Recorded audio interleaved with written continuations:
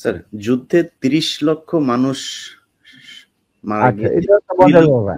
নারী সম্ভ্রম হারিয়েছিল। পাকিস্তানি মিলিটারিরা নো, নো, নো, ৩০ লক্ষ তো নয়। শোনো, এই ৩০ লক্ষ কথাটা জন্ম নিল কেমনে সেটার ইতিহাস বোধহয় আবার বই মেঝে লেখাতে। আমি তোমাকে আবার স্মরণ করার জন্য তোমার ছোটদের বলছি। জি। মুজিব যখন ইংল্যান্ড মানে লন্ডন হয়ে ইন্ডিয়া হয়ে বাংলাদেশে আসবে, লন্ডনে উনি কয়েক ঘন্টা যাত্রা বিরতি করেছিলেন। এগুলি সব অর্গানাইজ করেছিল পাকিস্তান সরকার। তখন তার সাথে দেখা করতে যায় সিরাজ ভাই, বিবিসির বাংলা বিভাগের হেড, আর বাংলাদেশের মিশনের ইনচার্জ রেজাইল করিম, ফরেন মিনিস্ট্রি অফিসার, যার সাথে আমিও চাকরি করছি কিছুদিন, ওনার সাথে আমার জানাশোনা আছে। এই দুজন মুজিবুর রহমানের সাথে কাছে যায়, ক্ল্যারিস হোটেলে নিয়ে তারা সবাই বিরতি মানে যত ঘন্টা রেস্ট। তখন মুজিব তাদেরকে জিজ্ঞেস করা, আমি এটা আমাকে সিরাজ ভাই নিজে বলে দেবে। সিরাজ ভাইয়ের সাথে আমার একটা ঘনিষ্ঠতা ছিল আগে থেকে, যখন আমি ছাত্র জীবন ছিলাম।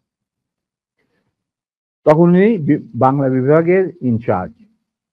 ডেভিড ফ্রস্ট আসছে মুজিবের ইন্টারভিউ নেওয়ার জন্য। তো মুজিব তখন সিরাজ ভাই আর এই রেজাইল করিম সাহেবকে আলাদা ডেকে নিয়ে জিজ্ঞেস করতেছে যে সত্যি কি বাংলাদেশ স্বাধীন হয়েছে নাকি আমাদের কোথাও নিয়ে মাইরে ফেলানোর বন্দোবস্ত করা হয়েছে। তখন সিরাজ ভাই ওনাকে বললেন, স্যার মুজিব ভাই, বাংলাদেশ স্বাধীন হয়েছে, আপনি যাইতেছেন as a prime minister of Bangladesh, কিন্তু আপনি ইন্ডিয়া হয়ে যাচ্ছেন কেন সেটা আমরা বলতে পারবো না, এটা আপনার সিদ্ধান্ত। তখন বলছি ক্ষয়ক্ষতির, তখন তো ইন্টারভিউ নিব, তো ক্ষয়ক্ষতি কত? তো যে সবকিছু মিলে প্রায় ৩ লক্ষর মতো। ৩ লক্ষ। এখন ৩ লক্ষরে তারপরে সিরাজ ভাই যে পরে আমাকে বলছেন যে আমি কোনোদিন ভাবতে পারি না যে মুজিব ইংরাজিতে ডেভিড ফ্রস্টের সাথে কথা বলবেন। আমরা বলছি যে উনি বাংলাতে কথা বলবেন। ডেভিড ফ্রস্ট পরে তর্জমা করে নেবে। যখন ইন্টারভিউ নিতে ছিল তখন David frost asked this question, what do you think is the losses of life in this so-called freedom during this freedom struggle? Mujib বলল 3 মিলিয়ন। ৩ লক্ষরে বানায় ফেলাইলেও 3 মিলিয়ন। ওইখান থেকে যে রেকর্ড বাজার শুরু হইলো 3 মিলিয়ন, ওই 3 মিলিয়ন চলতেই আছে।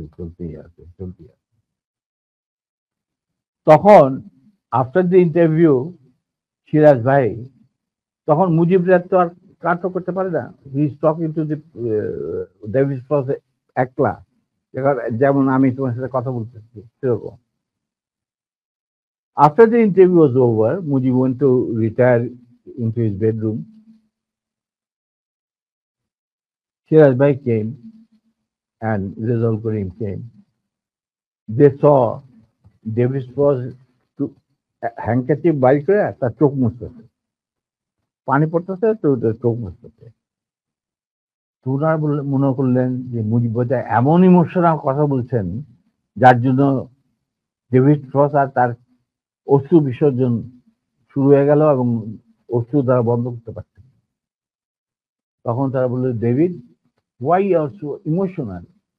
We have hardly seen you too much emotional and never saw eyes rolling down your water rolling down your eyes. ব্যাপার কি? তখন ডেভিড ফ্রস্ট বলল, মুজিবের ইন্টারভিউতে আমি কানতাছি না, the way he was rogering my mother tongue, আমি উইটের জন্য আমার চোখ দিয়ে পানি পড়ছে। মানে ইংরাজি ভাষাটাকে তিনি এত বিকৃত ভাবে বলছেন যার জন্য আমার চোখ দিয়ে পানি পড়তে বাধ্য হইল। এখানে আজকে মতো থাক, আমার একটা কাজ আছে, আমাকে একখানে আবার যেতে হবে। আমি তো বান্ধুলে ঘুরে বেড়াই। স্যার 2 মিনিট সময় নেব। 14ই ডিসেম্বরে